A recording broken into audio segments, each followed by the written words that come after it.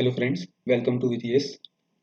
आज हम इस वीडियो में जो NISCL मेंस का पेपर हुआ है लीगल का 2023, उसका हम कंप्लीट एनालिसिस करेंगे। कैसा था पेपर, क्या था डिफिकल्टी लेवल और क्या उसकी कट ऑफ जा सकती है पूरी। जो प्रीलिम्स की अपनी कट ऑफ गई है वो अनरिजर्व्ड की गई है 44 आउट ऑफ 100। तो ये जो कट ऑफ गई है वो अपनी जो प्रिडिक्शन थी उसके आसपास ही है। तो अभी हम जो मेंस की है वो कट ऑफ क्या रह सकती है वो देखेंगे। और अगर आपने अभी तक टेलीग्राम ग्रुप ज्वाइन नहीं किया है तो वो भी आप कर लीजिए। उसका जो लिंक है मैं डिस्क्रिप्शन बॉक्स में ऐड कर दूंगा, नहीं तो आप जो टेलीग्राम पर जाकर आप सीधा सर्च भी कर सकते हैं विदेश ग्रुप, तो आ जाएगा वो। तो देखते हैं, चलिए। सबसे पहले हम एक ओवरऑल जो डिफिकल्टी थी पेपर की वो उसके बारे में डिस्कस कर सकते हैं कि ओवरऑल पेपर की डिफिकल्टी क्या थी। सारे सेक्शनल तो हम देखेंगे ही। अब जब मैं इसके बारे में बात कर रहा हूँ तो मैं आपको बता देता हूँ कि कम्प्लीटली लीगल जो स्टूडेंट्स हैं उनकी जो प्रेप की लेवल होती है, प्रिपरेशन की लेवल होती है, उसके अकॉर्डिंग हम डिस्कशन कर रहे हैं।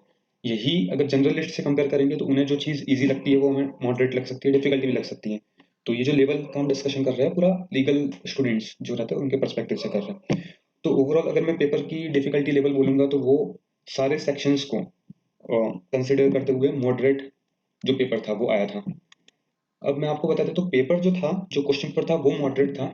बट क्योंकि एग्जाम में जब आप जाते हो तो जो इजी पेपर होता है वो इजी टू मॉडरेट हो जाता है, जो इजी टू मॉडरेट पेपर होता है वो मॉडरेट में कन्वर्ट हो जाता है। तो उसी तरीके से जो पेपर था उसका लेवल मॉडरेट ही था, बट क्योंकि एक एग्जाम प्रेशर होता है उसकी वजह से वो मॉडरेट टू डिफिकल्ट बन गया था अपने लिए। सो ओवरऑल कुछ सेक्शन जरूरत से ज़्यादा डिफिकल्ट थे, कुछ इजी भी थे, इसलिए ओवरऑल ये मॉडरेट या फिर मॉडरेट से डिफिकल्ट कह सकते हैं डिपेंडिंग ऑन प्रिपरेशन। अब हम आगे चलते हैं, अलग अलग सेक्शन का देख लेते हैं। सबसे पहले रीजनिंग। तो रीजनिंग का difficulty level somewhat moderate to difficult था, क्योंकि जनरली रीजनिंग बन जाती है बहुत जो लॉ के स्टूडेंट्स होते हैं उनसे भी, बट इस पेपर में रीजनिंग भी इतनी ज़्यादा नहीं स्कोर कर पाया स्टूडेंट्स। अब जैसे आउट ऑफ 40 क्वेश्चंस थे, कुछ क्वेश्चंस थे वो तो बहुत ही डुएबल थे, जैसे जो स्लॉग्स थे वो सबने कर लिए थे, स्लॉग्स कर लिए थे। फिर इनइक्वलिटीज थी वो कर ली होगी सबने, कोडेड इनइक्वलिटीज भी रही होगी। डायरेक्शन का एक क्वेश्चन था वो थोड़ा सा ट्रिकी था, बट वो भी कर लिया होगा बहुत सारे स्टूडेंट्स ने। अब जो आउट ऑफ 40 कुछ स्टूडेंट्स हैं उन्होंने 20 प्लस अटेम्प्ट किए हैं और वो बहुत ही कम है स्टूडेंट्स। हम इसको जनरलाइज नहीं कर सकते कि 20 प्लस बहुत लोगों ने अटेम्प्ट किए हैं, बहुत कम लोगों ने 20 प्लस अटेम्प्ट किए होंगे। अगर हम एक जनरल मान के चले कि कितने लोगों ने एवरेज में स्कोर किया, तो मैक्सिमम लोग हैं उनका सिर्फ 10 प्लस के अंदर जो अटेम्प्ट है वो है अराउंड 10 12 13 14 15। तो ये मैक्सिमम स्टूडेंट्स का इसके अंदर अटेम्प्ट है, और जो स्कोर है उनका वो भी अराउंड 10 ही आएगा, इवन 10 के नीचे भी जा सकता है स्कोर बहुत सारे स्टूडेंट्स का। तो अब इसकी सेक्शनल कट ऑफ क्या रह सकती है, तो 4। ये सेक्शनल कट ऑफ इसकी रहने की चांस है, 4 से ऊपर नहीं जाएगी इसकी सेक्शनल कट ऑफ, क्योंकि उतना डिफिकल्टी लेवल था। इवन कुछ लोगों के लिए बहुत ज़्यादा डिफिकल्टी भी लगा था, क्योंकि फर्स्ट सेक्शन था और उन्होंने इमेजिन नहीं किया था, एक्सपेक्ट नहीं किया था कि ऐसा पेपर रहेगा, और उनसे इस वजह से उनका पूरा पेपर भी खराब गया था। तो ऑल इन ऑल ये जो पेपर था वो मॉडरेट टू डिफिकल्ट आप कह सकते हैं, जो ये सेक्शन है इसके अंदर। ठीक है, अब देखते हैं हम इसमें सेक्शनल कट ऑफ 4 रहेगी, 4 से नीचे रह सकती है, ऊपर नहीं जाएगी, चांसेस कम है। और मोस्टली अगर आपने 10 प्लस अटेम्प्ट किया तो मतलब आप अबव एवरेज आपने स्कोर किया है। 15 प्लस अच्छा स्कोर है इसके अंदर अगर आपने किया है तो। अब इंग्लिश का देख लेते हैं। इंग्लिश का पेपर जो था ये, इसमें कोई एम्बिग्यूटी नहीं है, ये पूरा पेपर इजी था। इसको मैं इजी टू मॉडरेट भी नहीं बोलूंगा, पेपर रियली जो इंग्लिश का सेक्शन था वो पूरा इजी था। अगर आपको ये डिफिकल्ट लगा है, चलो ठीक है, आपको 2-3 क्वेश्चन अगर आपको डिफिकल्ट लगे तो अलग बात है, लेकिन अगर आपको ये सेक्शन, अगर आपको ये मॉडरेट भी अगर लगा है तो इसका मतलब है कि आपको इंग्लिश का जो है वो थोड़ा इंप्रूव करने की जरूरत है, क्योंकि सही में इसका जो लेवल था वो बहुत लो था, एकदम ईजी था। इवन जो प्रीलिम्स का लेवल रहता है इंग्लिश का, मैं बोलूंगा कि ऑलमोस्ट उसके जैसा ही इसका लेवल था। आपको मेंस का पेपर लगेगा ही नहीं कि ये मेंस का पेपर था। क्वेश्चंस बहुत इजी थे और डुएबल थे। क्वेश्चंस के टाइप थोड़े चेंज हो गए थे, प्रीलिम्स में जिस टाइप के आते वैसे नहीं थे, ऑफ कोर्स जो मैच द फॉलोइंग होता है वो क्वेश्चंस के अंदर थे, बट सारे इजी थे। सो इसके अंदर जो सेक्शनल कट ऑफ है वो इवन 15 के आसपास जा सकती है। अगर आप देखें तो 12 to 15 इसकी सेक्शनल कट ऑफ रह सकती है। तो अगर उसके नीचे है तो आपके अगर इसके अंदर मार्क्स सेक्शन के अंदर, तो सेक्शनल आपकी मुश्किल हो सकती है इसमें क्लियर होना। और अगर आपके इसके अंदर मिनिमम 25 प्लस आपका इसके अंदर स्कोर होना ही चाहिए, इतना तो मैक्सिमम स्टूडेंट्स 25 प्लस स्कोर करेंगे इसके अंदर। तो ये स्कोरिंग सब्जेक्ट सेक्शन था इस पेपर में एक्चुअली। अभी हम देख लेते हैं नेक्स्ट सेक्शन, जो जीए है। जीए आप इस बार कह सकते हैं कि काफ़ी सरप्राइजिंग था बहुत सारे स्टूडेंट्स के लिए, उन्होंने एक्सपेक्ट नहीं किया था कि इस तरीके से पेपर आएगा, क्योंकि उन्होंने अड्डा उन्होंने अफेयर्स क्लाउड पढ़ा था। सो लास्ट 3-4 मंथ्स का, लेकिन जो क्वेश्चंस थे वो काफ़ी वर्सेटाइल थे, काफ़ी जो स्टूडेंट्स एक प्रॉपर डाइवर्सिफाइड तरीके से जो पढ़ते हैं उनको काफ़ी इसमें फ़ायदा हुआ है। और एक जो लीनियर वे होता है पढ़ने का करंट अफेयर्स, उनको थोड़ा इसके अंदर लॉस हुआ है। उन्होंने शायद 10 समथिंग वो स्कोर कर पाएंगे मुश्किल से। और अगर आपके इसके अंदर 15 बन रहे हैं, स्कोर 15 प्लस बन रहा है, तो वो अच्छा स्कोर है, काफ़ी अच्छा स्कोर है। जीए का पेपर बोल सकते हैं आप मॉडरेट या मॉडरेट टू डिफिकल्ट पेपर था जीए का। वैसे ये अलग अलग होता है, कुछ स्टूडेंट्स के लिए बहुत ईजी भी था, कुछ स्टूडेंट्स में ऐसे है जो 25 प्लस भी स्कोर करेंगे। लेकिन all in all 15 plus score आपका तो अच्छा है। इसकी सेक्शनल कट ऑफ भी अराउंड 4 to 5 जा सकती है, क्योंकि कुछ क्वेश्चन सही में इजी भी थे, जैसे फेम जो गवर्नमेंट की पॉलिसी है वो किस रिलेटेड है वो क्वेश्चन था। और भी बहुत इजी इजी क्वेश्चन थे। एक एलआईसी का भी क्वेश्चन आया था फाउंडेशन डे, तो अगर आपने इंश्योरेंस अवेयरनेस पढ़ी होगी तो आपको वो क्वेश्चन का आंसर आ जाना चाहिए था। तो ये इसकी सेक्शन कट ऑफ रह सकती है। नेक्स्ट सेक्शन देख लेते हैं हम। कॉन्ट, तो कॉन्ट जो पेपर था वो आप कह सकते हैं कि क्वेश्चंस जो थे वो इजी क्वेश्चंस भी थे, उसके अंदर काफ़ी मॉडरेट क्वेश्चंस भी थे और डिफिकल्ट क्वेश्चंस भी थे। अगर आपने इजी इजी क्वेश्चंस ढूंढ ढूंढ के किए होते सबसे पहले, तो आपका इसके अंदर 10 जो मार्क्स है वो कहीं नहीं जाने वाले थे, क्योंकि 5 तो इसके अंदर अप्रोक्सीमेशन ही थे। उसके अलावा इसके अंदर 5 रॉन्ग नंबर सीरीज थी। अब रॉन्ग नंबर सीरीज के अंदर अराउंड 3 क्वेश्चंस थे वो इजी थे, 2 क्वेश्चंस समवॉट ट्रिकी थे और थोड़ी डिफिकल्टी भी थे आप कह सकते हैं। तो 3 मार्क्स तो उसके अंदर आने चाहिए थे, और अप्रोक्सीमेशन के आपके 5 में से 3 to 4 वो भी बनने चाहिए थे मिनिमम। वन एक दो क्वेश्चंस थे इसके अंदर शायद थोड़ी ट्रिकी थे, आपको डिफिकल्टी गई हो सकती है। और इसके अंदर एक जो डीआई थी वो बहुत इजी थी, तो आपके इतने क्वेश्चंस बन सकते हैं। अब जो इसके अंदर अर्थमेटिक थी वो थोड़ी ट्रिकी थी, अब लीगल के कैंडिडेट्स के हिसाब से। इसके अंदर भी सेक्शनल है वो 4 से ऊपर नहीं जाएगी, क्योंकि बहुत लोगों का पेपर ये अच्छा नहीं गया है। और अगर आपके 15 प्लस अगर आपके इसके अंदर अटेम्प्ट्स हैं और 10 to 12 अगर आपका स्कोर बन रहा है 10 to 12 प्लस, तो ये अच्छा स्कोर है। और 15 प्लस अटेम्प्ट्स आपके अच्छे अटेम्प्ट्स इसके अंदर। ये भी आप कह सकते हैं कि मॉडरेट पेपर था, बहुत इजी भी नहीं था बहुत डिफिकल्ट भी नहीं था, मॉडरेट पेपर था। कुछ क्वेश्चंस डिफिकल्ट थे, कुछ क्वेश्चंस इजी थे, और मेजोरिटी मॉडरेट लेवल पर थी। इवन रीजनिंग की तरह ही आप कह सकते हैं ये सेक्शन था पूरा। रीजनिंग में कुछ पजल्स थी वो इजी ही थी, इजी नहीं थी, मॉडरेट या मॉडरेट टू डिफिकल्ट थी। और टाइम प्रेशर में वो नहीं बनी थी, अदरवाइज बन सकती थी आपसे। टाइम प्रेशर की वजह से रीजनिंग की पजल्स नहीं बनी बहुत लोगों की वजह से। एक एग्जाम का प्रेशर रहता है वो अलग होता है। लास्ट अपना सेक्शन देख लेते हैं, लॉ का सेक्शन।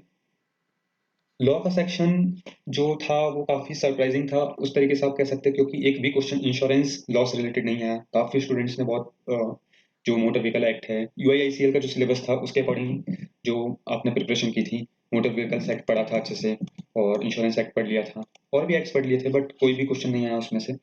तो ये थोड़ा डिसअपॉइंटिंग रहा होगा। बट आप कह सकते हैं कि जो आईबीपीएस ने या फिर एनआईएससीएल ने जो बोला था कि आपको ग्रेजुएशन लेवल की नॉलेज इसमें लगेगी, ग्रेजुएशन लेवल का जो आपका सिलेबस रहता है वो अगर आपने कर लिया तो आप वही इसमें जो आपका इस सेक्शन का सिलेबस रहने वाला है, तो वो एक तरीके से कहीं ना कहीं सही निकली उनकी बात। उन्होंने जो क्वेश्चंस थे सारे वो ग्रेजुएशन लेवल के सब्जेक्ट के थे, जैसे फैमिली लॉ के इसके अंदर क्वेश्चंस थे। सो वो जनरली ऐसे नहीं होता एग्जाम्स में, इंश्योरेंस लॉ में वगैरह तो नहीं आने चाहिए थे, बट आए हैं, तो वो एक तरीके से कह सकते हैं कि एक्सपेक्टेड नहीं थे स्टूडेंट्स को। और इसके अंदर आपका अगर 20 के अराउंड स्कोर बन रहा है तो वो अच्छा स्कोर है, क्योंकि बहुत सारे स्टूडेंट्स ने 20 प्लस स्कोर किया है। इसके अंदर सेक्शनल जा सकती है आपकी, अराउंड 8 मार्क्स सेक्शनल जा सकती है, 7 to 8 कह सकते हैं। और वो भी था इस बार थोड़ा कुछ स्टूडेंट्स को डिफिकल्ट गया होगा, but all in all 20 students score करेंगे, बहुत सारे स्टूडेंट्स 20 प्लस भी स्कोर करेंगे इस सेक्शन में, क्योंकि यही एक सेक्शन होता है जो लॉ के स्टूडेंट्स स्कोर करने का सोचते हैं इसके अंदर। आपका ये आप कह सकते हैं मॉडरेट सेक्शन था इसमें। ये सेक्शन उसी तरीके से था कि जिनका बन गया उनको बहुत अच्छा स्कोर आएगा, जिनसे नहीं हो रहा है उनसे स्कोर उनको डिफिकल्ट जाएगा। इस सेक्शन में जीके की तरह, जीए की तरह ही ये सेक्शन था आप कह सकते हैं। फाइनली अपना डिस्क्रिप्टिव का देख सकते हैं, देख लेते हैं, एनालिसिस कर लेते हैं। 3 टॉपिक्स थे लेटर के, 2 मुझे याद थे तो मैंने लिख लिए, और ऐसे के 4 टॉपिक्स थे। ये 3 टॉपिक्स ये है।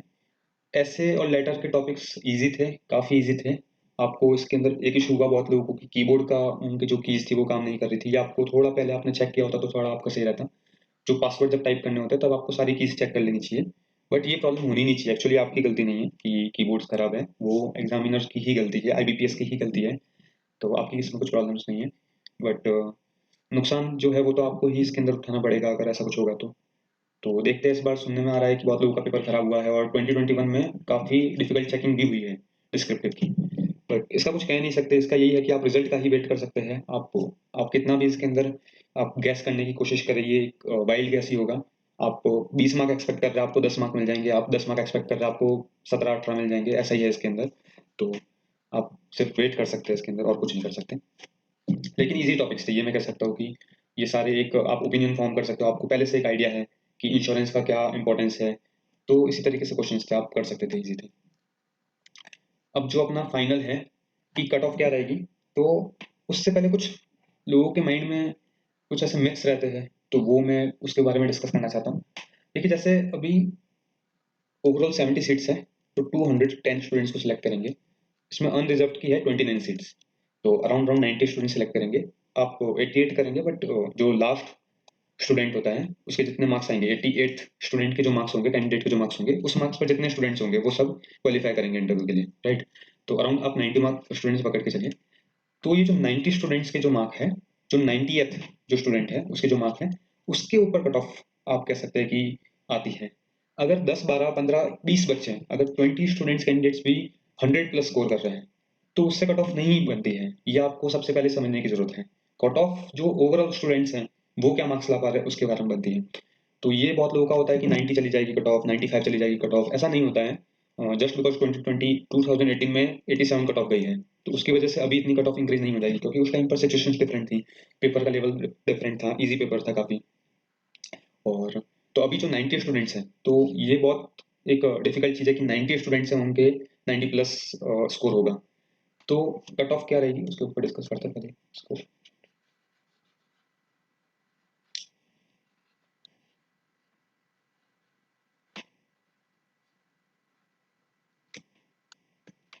तो ये सबसे पहले मुझे इस बारे में डिस्कस करना था। तो आप ये मान के चलिए कि ऐसा नहीं होगा कि 90 स्टूडेंट्स ने 100 प्लस स्कोर कर लिया या 90 प्लस स्कोर कर लिया। पेपर फेयरली डिफिकल्ट था एग्जाम प्रेशर की वजह से और बहुत प्रॉब्लम्स की वजह से हुआ था।